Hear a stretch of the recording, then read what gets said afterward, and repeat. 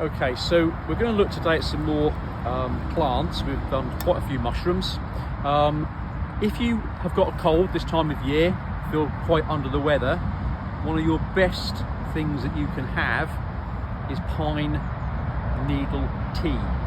Okay, sometimes I've actually used the green fir cones, but the needles, just take a few off. If you crush them a little bit, they actually smell quite zesty, and some will taste and smell extremely lemony or like limes.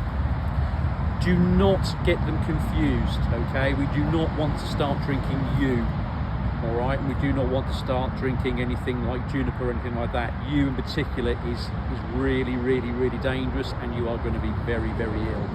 All plants are poisonous.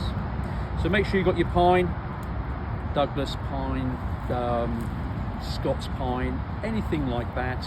This one is actually a red pine. It smells absolutely gorgeous. Boil your water, okay? Then after you've got your water in, place your needles inside and then let it seep there for about 5 to 10 minutes. If you boil, you're going to get rid of the vitamin C. This was also used to treat scurvy as well. Okay, so it's really powerful.